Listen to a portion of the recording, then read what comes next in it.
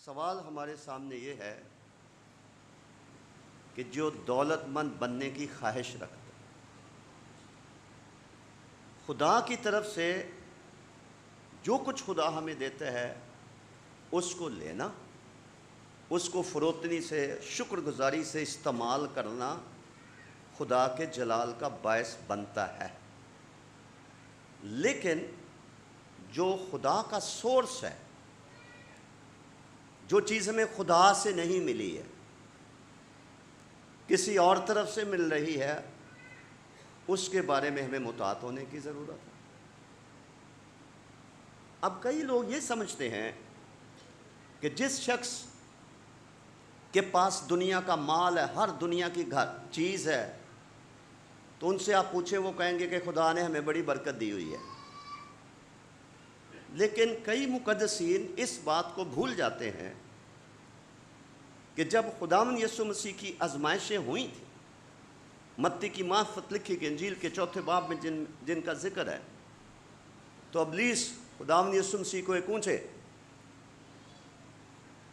پہاڑ پر لے گیا تھا اور دنیا کی شان و شوکت دکھائی تھی، چیزیں دکھائی تھی، اور کہا تھا کہ ان کا اختیار میرے پاس ہے، اگر تم مجھے جھک کر سجدہ کر دے، یہ سب تجھے میں دے دوں گا۔ تو ضروری نہیں کہ شان و شوکت ہمیں خدا نے دی ہو، ضروری نہیں کہ ہمارے پاس چیزیں، جائیداد، روپیہ پیسہ حلال کی کمائی کا ہو، یہ ضروری نہیں ہے۔ سورس جاننا بہت ضروری ہے۔ ہم دعا کے ذریعے چرچ میں آ کے دعا کے ذریعے بھی شفا پا سکتے ہیں۔ ممکن ہے کوئی کسی پیر فقیر اور جادوگر کے پاس مزار میں بھی چلا جائے اور وہاں سے بھی اولاد لینے کی کوشش کرے۔ تو سورس دیکھنا ہے، سورس کیا ہے، کہاں سے کچھ چیز ہمیں مل رہی ہے۔ خدا بھی دروازے کھولتا ہے، شیطان بھی دروازے کھولتا ہے۔ خدا بھی انسان کو دولت اور برکت دیتا ہے تو شیطان بھی دیتا ہے، اس لیے لوگ اس کے پیچھے لگتے ہیں۔ اگر اس سے کسی کو کوئی فائدہ نہ ہو تو شیطان کے پیچھے کون جائے گا؟ تو اس لیے خدا کے کلام کو توازن سے سمجھنا، پوری سچائی کو سمجھنا کہ خدا کیا فرماتا ہے۔ ایک طرف لکھا کہ محنتی کا ہاتھ انسان کو دولت مند بناتا ہے، محنت سے انسان دولت مند ہو سکتا ہے، کوئی حرج کی بات نہیں ہے۔ دوسری طرف لکھا ہے کہ میں نے دولت کا ایک بلا دیکھا ہے، اور نہ صرف بلا کے طور پر، یہ بلائے عظیم ہے۔ کل میں اس بات پر غور کر رہا تھا کہ خداوند یسوع مسیح نے کہا کہ تم خدا اور دولت، کیا لکھا ہے آگے؟ تم خدا اور دولت، کیا لکھا آگے؟ دونوں کی کیا لفظ لکھا ہے؟ خدمت۔ تم خدا اور دولت دونوں کی خدمت۔ اس کا مطلب ہے ایک طرف خدا اور دوسری طرف دوسرا خدا جو دولت کے روپ میں ہے۔ کرنتھس کی کلیسیا کو خط لکھتے ہوئے پولس نے کہا، دنیا میں بتیرے خدا ہیں، بتیرے خدا اپنے آپ کو کہلاتے ہیں، اور معبود ہیں، موجود ہیں، یعنی ایک سے زیادہ خدا دنیا میں موجود ہے، لیکن حقیقی خدا، سچا خدا، کائنات اور انسان کا خالق خدا ایک ہی ہے۔ اور بزرگ پولس نے کہا کہ دوسرے لوگ کئی چیزوں کو خدا سمجھتے ہیں، پوجتے ہیں ان کو، ہمارے لیے صرف ایک ہی خدا ہے جس نے آسمان اور زمین کو خلق کیا اور ہم انسانوں کو خلق کیا۔ تو ہم بہت سارے خداؤں کو نہیں مانتے، نہیں پوجتے۔ آج صبح یہ سیکھیے کہ دولت بھی بہت سارے انسانوں کے لیے نہ جانتے ہوئے بھی وہ ایک خدا کی حیثیت اختیار کر دیتے، ایک بت کی حیثیت، ایک معبود کی حیثیت اختیار کر جاتی ہے۔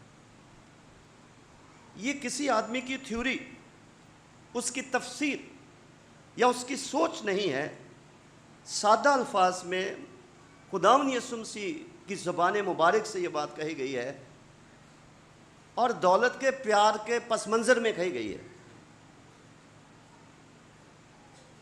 جب یہ کہا گیا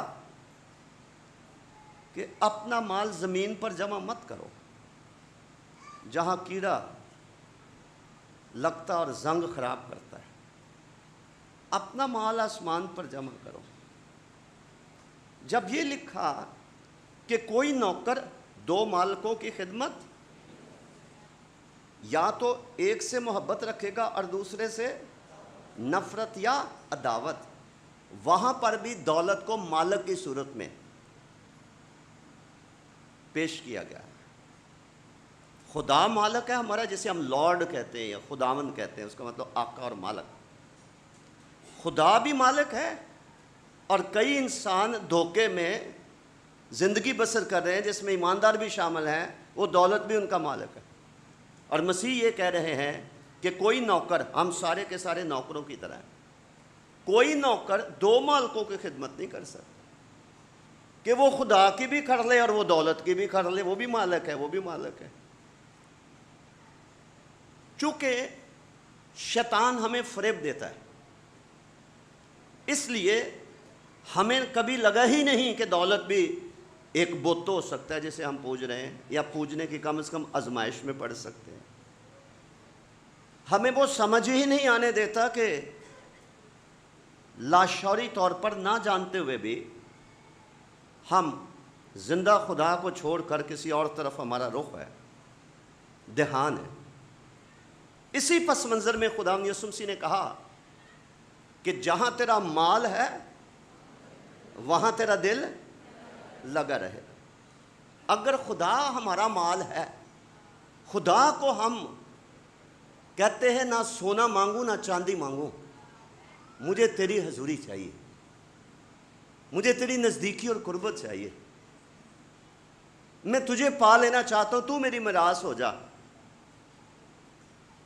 ہر چیز سے قیمتی تو ہے، کیونکہ میں نے تیرے کلام میں پڑھا کہ اپنے سارے دل، اپنی ساری جان، اپنی ساری عقل اور اپنی ساری طاقت سے خداوند اپنے خدا سے محبت رکھ۔ تو ہماری محبت خدا کے ساتھ ہے اور ہونی چاہیے۔ دوسری طرف دولت، جس سے سلیمان بادشاہ یہ کہتا ہے کہ دولت سے سارے کام ہو جاتے ہیں، دولت سے مختلف قسم کی خواہشات پوری ہو جاتی ہیں، اچھی خواہشات بھی پوری ہوتی ہیں اور بری بھی ہوتی ہیں۔ اب اس دولت کے بارے میں ہم نے بیج بونے والے کی تمثیل تو بہت دفعہ بچپن سے پڑھی ہوگی کہ ایک بیج بونے والا بیج بونے کے لیے نکلا تھا، لیکن ہم نے کبھی دولت کس طرح سے ہماری روحانی زندگی کا ستیہ ناش کرتی ہے، شاید کبھی ہم نے اس پر غور نہ کیا ہو۔ آج کھولیے متی کی انجیل کا 13واں باب، اس کا 13واں باب اور اس کی 22ویں آیت میں لکھا ہے، جو جھاڑیوں میں بویا گیا یہ وہ ہے جو کلام کو سنتا ہے اور دنیا کے فکر اور دولت کا فریب، یعنی دولت ہمیں بری نہیں لگتی، یہی تو فریب ہے، اور دولت کی دوستی یعنی زر کی دوستی ہمیں بری نہیں لگتی، یہی فریب ہے۔ دولت ناجائز ذرائع سے حاصل کی گئی دولت ایک بلائے عظیم ہے، وہ ہمیں بلا لگتی نہیں ہے، وہ ہمیں ایک پیاری چیز، قیمتی چیز لگتی ہے۔ تو لکھا ہے کہ جو جھاڑیوں میں بویا گیا تھا وہ ہے جو کلام کو سنتا اور دنیا کے فکر اور دولت کا فریب اس کلام کو دبا دیتا ہے اور وہ بے پھل۔ بائبل میں دولت کے پیار کے جتنے برے نتائج لکھے ہوئے ہیں، ابھی کچھ کام ذکر ابھی کریں گے، لیکن ان میں سے ایک جس کا ہم خدمت کرنے والوں اور ایمانداروں کے ساتھ بڑا تعلق ہے، وہ یہ ہے کہ زر کی دوستی، روپے پیسے سے پیار اگر سب سے زیادہ ہمیں نقصان پہنچا سکتا ہے تو یہ ہماری روحانی ترقی میں اور پھلدار خدمت میں بہت بڑی رکاوٹ ہے۔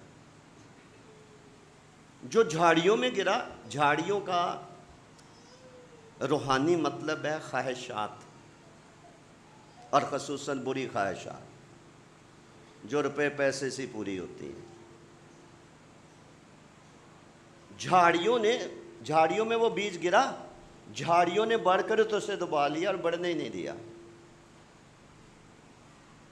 کسی بھی ایماندار کے لیے یہ سنجیدہ اور لمحہ فکریہ ہے کہ میں اور آپ کم از کم 40 ایئرز ہم خدا کے ساتھ چلتے رہیں اور ہماری روحانی زندگی میں کوئی ترقی نہ ہو۔